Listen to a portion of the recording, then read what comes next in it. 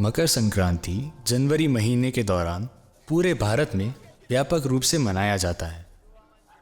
ये त्यौहार नए जीवन, फसल की कटाई और सूर्य देवता का उत्सव है। लेकिन क्या आपने कभी ऐसा सोचा है कि जिस तरह से हम चाइनीज़ धागों और कांच से लिपटे हुए धागों से पतंग उड़ाकर त्यौहार मनाते हैं, उससे पक्षियों को चोट पहुंचती है। पतंग उड़ाने के लिए हम फटी हुई पतंग को ठीक करके वापस आसमान में भेज देते हैं, लेकिन इस प्रक्रिया में हम पक्षियों को नीचे गिरा देते हैं, जो कभी वापस आसमान में नहीं लौट सकते।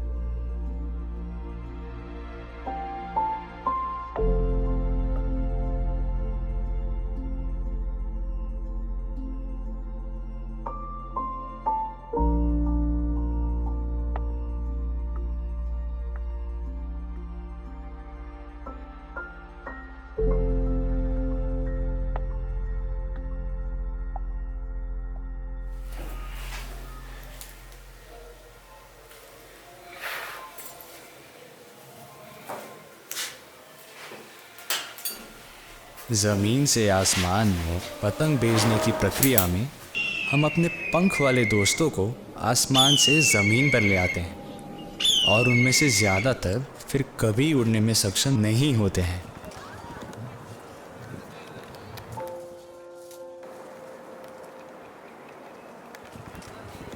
ये एक गंभीर समस्या है, लेकिन इसका उपाय क्या है? ऐसा क्या किया जा सकता है जिससे लोग भी पतंग उड़ा सकें और पक्षी भी आज़ादी से उड़ सकें?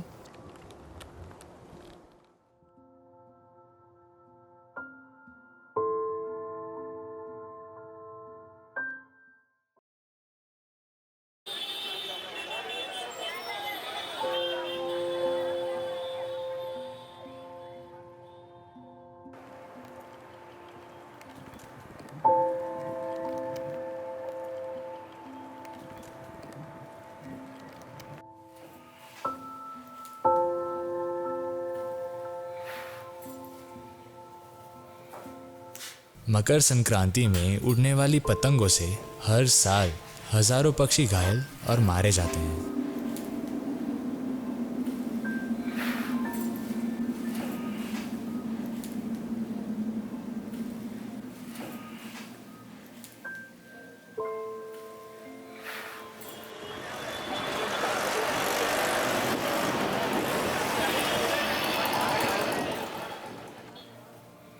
प्रतिबंधित होने के बावजूद भारत के पतंग बाजारों में चाइनीज धागे अभी भी बिक रहे हैं। 80% पक्षी मामले चाइनीज धागों के कारण बताए जाते हैं और कांच से लिपटे हुए धागे पक्षियों के लिए सामान्य रूप से हानिकारक होते हैं।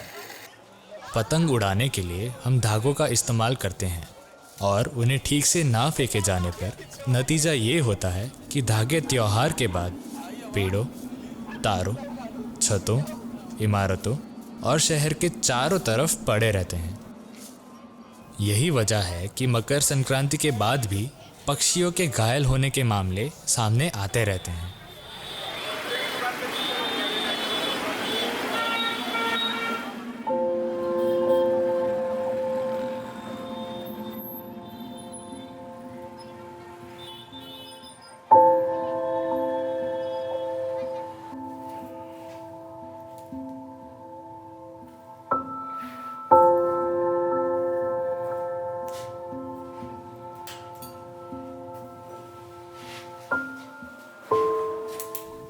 घायल पक्षियों में से कई प्रवासी पक्षी हैं जो सर्दियों के मौसम में भारत चले आते हैं और चोट लगने के कारण वो घर नहीं लौट सकते।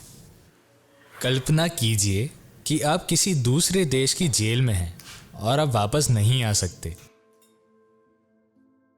उपयोग किए गए धागों का ठीक से निकाल करने की जिम्मेदारी हम में से प्रत्येक की है और प्रत्येक व्यक्ति इसमें अपनी भूमिका निभा सकता है। जिम्मेदार नागरिक होने के नाते हमें चाइनीज़ धागों और हानिकारक धागों की जगह सूती धागों का इस्तेमाल करना चाहिए।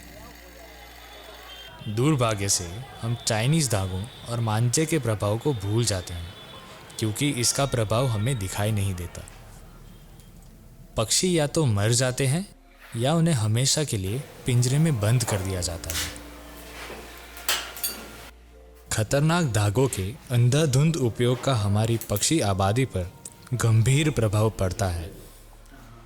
क्या आने वाले वर्षों में इसका हम पर और हमारे पर्यावरण पर भी प्रभाव पड़ेगा?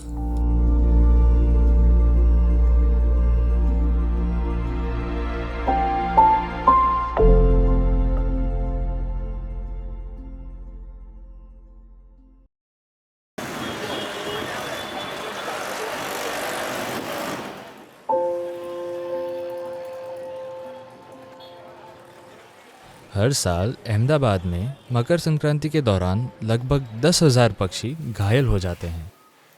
कई मर जाते हैं और अधिकांश कभी नहीं उड़ पाते। यदि बहुत से पक्षी अचानक लुप्त हो जाए तो हमारे पर्यावरण का क्या होगा? हमारे कार्यों का पर्यावरण पर पड़ने वाले प्रभाव के लिए हम जिम्मेदार हैं। पतंग उड़ाने के कुछ घंटों का हमारे पर्यावरण पर लंबे समय तक प्रभाव पड़ता है क्योंकि एक दिन में कई हजारों पक्षी हमारे इकोसिस्टम से प्रभावी रूप से गायब हो जाते हैं।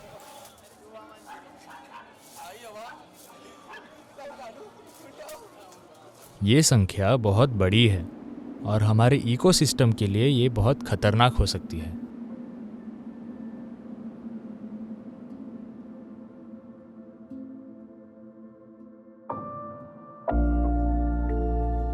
हमारे इकोसिस्टम में हर पक्षी की भूमिका होती है।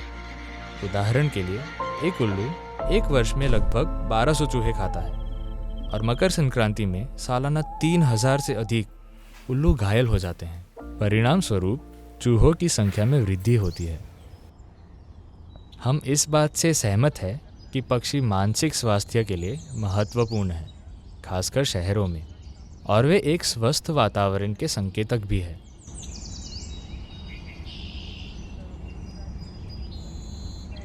पक्षियों की अनुपस्थिति इंगित करती है कि शहर निर्जन हो सकता है।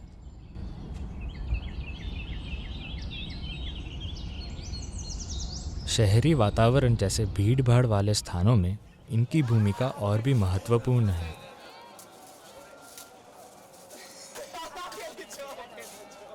मकर संक्रांति हर साल हमारे इकोसिस्टम से 10,000 से अधिक पक्षियों को हटा देता है, जो हमारे पर्यावरण को प्रभावित करता है। हजारों पक्षियों की मृत्यु होती है, जो जीवन पर इस तरह से प्रभाव डालते हैं जिसका हमें एहसास भी नहीं होता। पक्षी हमारी संस्कृति और धर्म में एक अभिन्न भूमिका निभाते हैं। क्या आपने कभी सोचा है कि अगर हमारे जीवन से सभी पक्षी गायब हो जाएं, तो हमारे जीवन का क्या होगा?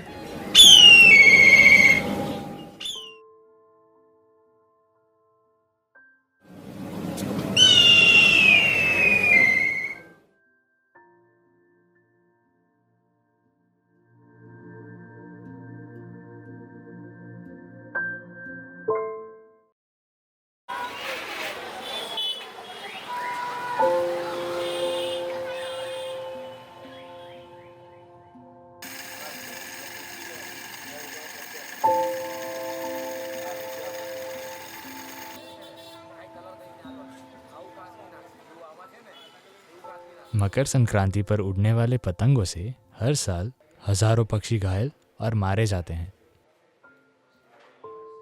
हर साल कई टन मांझा प्रकृति में फेंक दिया जाता है, लेकिन इसका उपाय क्या है?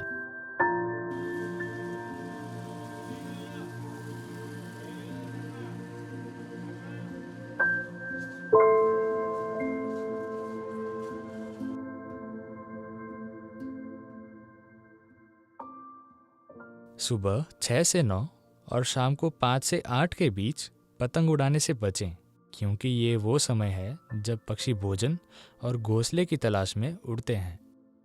पतंग उड़ाने के लिए चाइनीज़ मांझा या कांच से लिपटे हुए धागों का इस्तेमाल ना करें, क्योंकि ये पक्षियों के पंख, गर्दन, पैर और शरीर के अन्य हिस्सों को घायल कर देते हैं।